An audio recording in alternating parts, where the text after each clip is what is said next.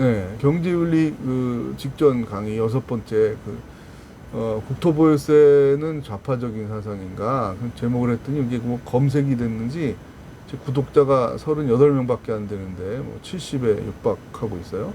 깜짝 놀랐어요. 이러다가 막 100이 넘는 것도 나오지 않나. 가수들은 보니까 막 100만 이하는 적은 거더구만요. 유명한 가수들은 100만에서 막 1000만이 넘는 것들도 있는데 저는 이제 100만 명이 아니라 100명만 넘어도 엄청 많이 본 걸로 막 겁이 나더라고요. 야, 100명이나 보면 어떡하지? 막 이런 걱정이 되는데요. 자, 오늘 일곱 번째. 자, 공공임대주택을 마련하는 재원으로 지난번에 그 하나의 제안을 제가 드린 거고, 그럼 우리나라에 진짜 어떤가? OECD 국가 평균적으로 우리나라는 어떤가?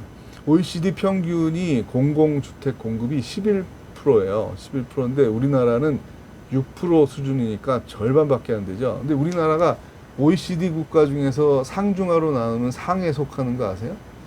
네, 전 세계로 나누면 초상이죠. 네, 200개 나라 중에서 10등 정도 하는 거니까 OECD는 30여 개 나라 중에서 10위권이니까요. 2022년에 제가 실제로 서울에 국민임대주택을 살고 싶어서 알아봤어요. 지원을 해보려고. 왜냐면 저도 경제적으로 워낙 가난해서 담임 목사 그만두고 부목사도 아니고 월세로 계속 살면서 소득은 연봉 700만 원이에요. 연봉 700. 월급이 아니라 연봉이. 네, 손흥민은 주급이 뭐 3억에서 3억 7천만 원인가로 됐다고 그러더라고요. 주급이. 저는 평생 번 돈도 그게 안 되는데. 한 주. 자, 놀라운 사실은, 놀라운 게 아니라 가슴이 아픈 거죠. 하반기에 국민임대주택 공급이 한 채도 없었어요. 서울에 한 채도. 자, 그럼 경기 서울에 한 1시간에서 1시간 반 출퇴근할 수 있는 지역을 찾아보니까 한 수백 채 정도는 있었는데 문제는 두 가지가 문제가 다 있어요. 경쟁률이 엄청나겠죠. 자, 수도권의 인구가 얼마인지 아세요? 우리나라의 절반이 살아요. 5천만 중에 절반이 서울 경기에 살아요. 2,300만 정도를 얘기하더라고요. 그런데 주로 직장이 어디 있겠어요? 주로 서울에 있죠. 네. 그런데 충청도, 강원도는 더 싸겠죠. 전라도, 경상도는 더 싸겠지만 거기에 가서 수도권의 직장에 출퇴근할 수는 없잖아요. 젊은이들이. 그러니까 당연히 국민임대주택이 싼데 당첨이 안 되는 거죠. 경쟁률이 엄청나고 또 하나는요. 평수가 결혼한 가정이 들어가기가 어려워요. 대개 13평이에요. 제일 넓은 게 25평인데 25평은 이런 식이에요. 공고를 보면은 450채를 모집한다 그러면 대부분이 13평이고 10채에서 20채 정도만 25평이에요. 그럼 경쟁이 어떻게 되겠어요? 더 엄청나겠죠. 한번 서울 SH공사에서 국민임대가 아니고 자신들이 사서 여러 집들을 사서 다시 임대한 게 있었는데 제일 넓은 게 25평이었어요. 그래서 제가 지원을 했었어요. 지원을 했는데 몇 채였냐면 서울 전체에 두 채를 공급하더구만요. 서울 전체에 두 채. 경쟁률이 얼마였겠어요? 370대 1이었어요. 그런데요. 그게 돼도요. 평균 대기 시간이 얼마냐면 1년에서 2년이에요. 거기 살고 있는 사람이 누가 나가야 들어가는 거예요. 그러니까 대기자를 뽑는 거예요. 정확히 말하면 꽉 찼어요. 들어갈 수 있는 데가 없어요. 그럼 공고 나오는 건 뭐냐? 대기 순번자를 뽑는 공고예요. 그래서 1년에서 2년 사이에 누가 이사 가면은 들어가는 거예요. 이게 무슨 얘기죠? 서울 경기에는 국민임대주택을 들어가기가 거의 불가능하다 이런 얘기예요. 이런 거 있어요. 노인 혼자 사는 사람, 65세 이하 저소득층, 혹은 부부만 사는 사람들 우선 공급 13평 이런 건 있어요. 이런 거는 경기도에 들어갈 가능성이 있어요. 근데 제가 말하는 거는 30대, 40대, 50대 직장인들 또 결혼한 가정들 자녀가 있는 사람들은 거의 살 수 있는 데가 없어요. 개수만 좀 늘려가지고 우리 국민임대주택 우리나라도 이만큼 있다. 이거는 좀 시사스러운 기만이죠. 근데 재원이 있어야 되니까 아까 지난번 강의하고 연결이 돼 있는 거고, 그래서 민간 임대주택에 대한 책들이 있어요. 민간 임대주택도 같이 건설돼야 된다. 그래서 그 글도 제가 관심 있게 봤어요. 그건 뭐냐면 공공주택이죠. 민간 임대주택도. 근데 국민 임대보다는 훨씬 비싸요. 그러나 일반 시세보다는 싸요. 한 80%에서 70% 정도 되니까 그것도 광교에 2002년 하반기에 25평이 몇 채가 나왔는데 얼마였냐면 제가 기록을 해놨어요. 보증금 5천만 원에 월세 70만 원에 분양했어요. 경기도인데도요. 보증금 5천에 월세 70이면 국민임대주택의 2배 정도 되는 거예요. 그런데 경쟁률이요 200대 1이 넘었어요. 저도 신청했는데 떨어졌어요. 200대 1이 넘었다고요. 그 얘기는 뭐죠?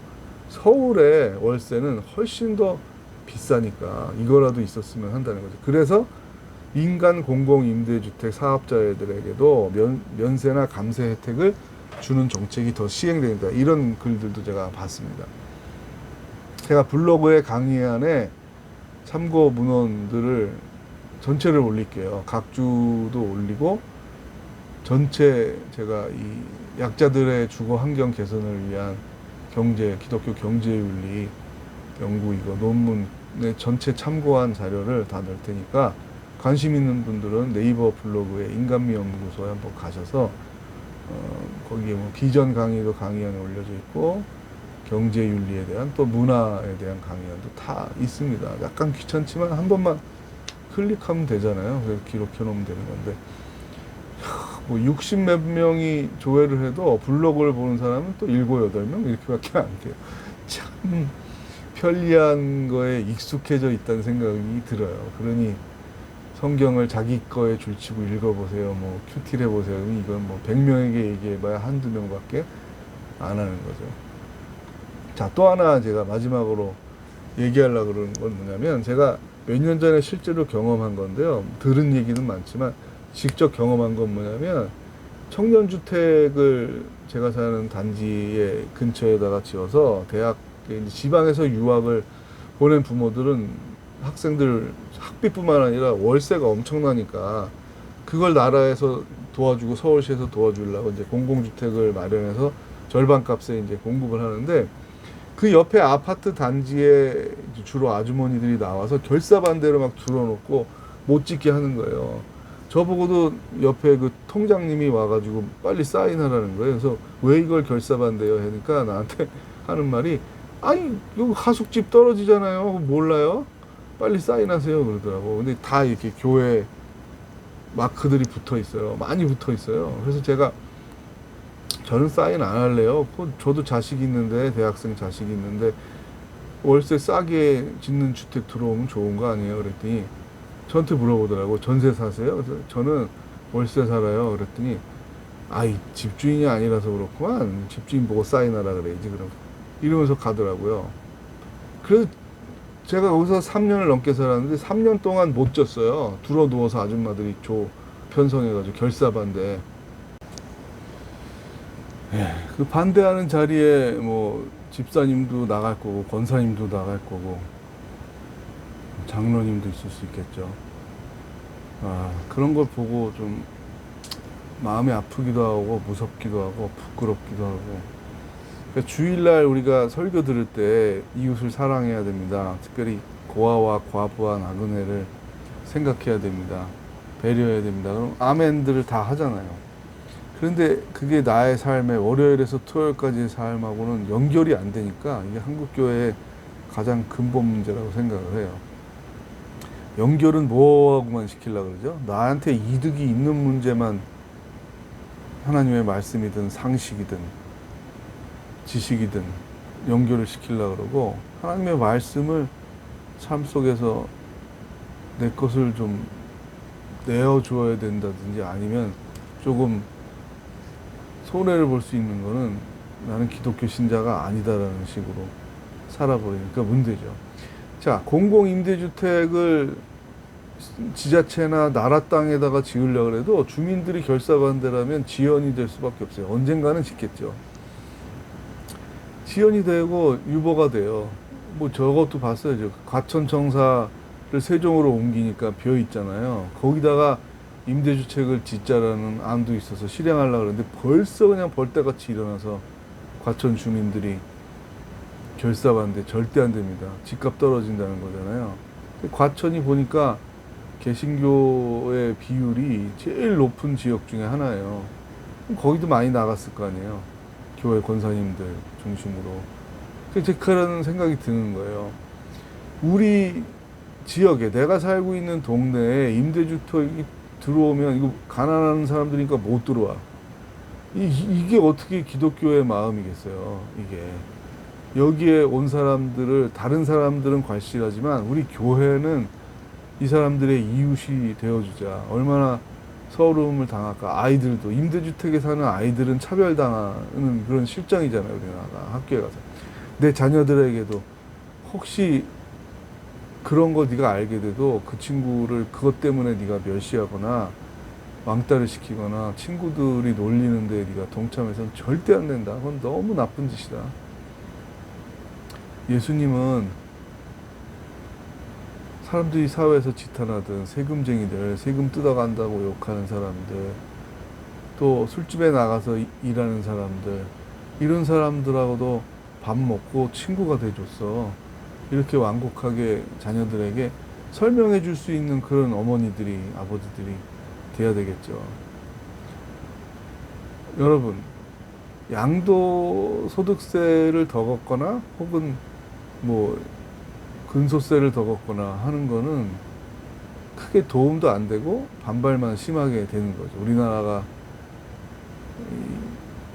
열심히 일하는 사람들을 괴롭힌다. 세금으로 뜯어간다. 그런데 부동산에 대한 특별히 한 주택에 대한 거 말고 여러 채를 사서 투기용으로 사는 것들에 대해서는 그 수익을 불로소득의 일부라도 제대로 환수를 해서 그걸 가지고 이런 공공주택, 약자들, 작년에 수해가 나서 서울에서도 반지하에 물이 차서 못 나와가지고 일가족이 다 죽었잖아요. 서울시에서 발표한 대책은 임대주택에 대한 증설을 하겠다라는 말 없이 그냥 반지하는 앞으로 허가하지 않겠다.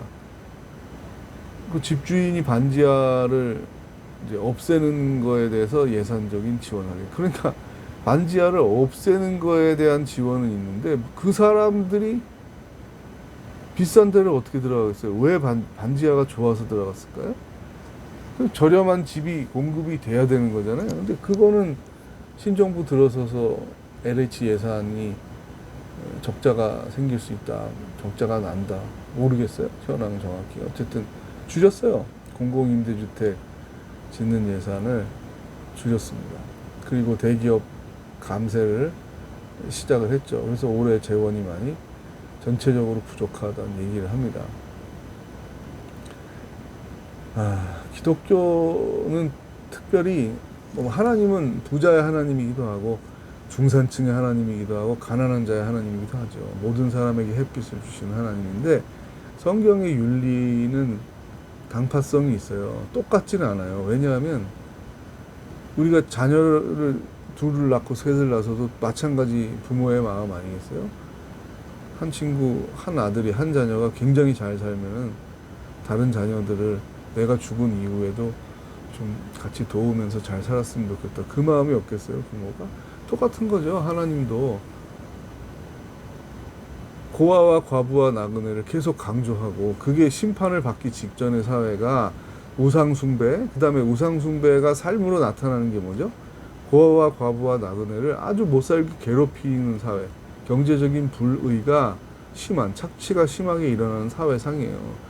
그게 연결되어 있는 걸 왜 생각을 안 하나요? 왜 설교를 안 하나요? 왜 가르치지 않나요? 그냥 나는 교회에서 예배를 드리니까 우상숭배자가 아니다. 나는 상관이 없다. 심판하고. 그럼 마태복음 25장은 어떻게 해석할 건가요? 지극히 가난한 자들, 작은 자들에게 한 것이 나에게 한 것이고 안 한 것이 나에게 안 한 것이다. 예수님의 이 말씀에 대해서 어떻게 말할까요? 예수님 좌파라고 그래서 압수수색할 건가요? 기독교인들 정신 차려야 됩니다.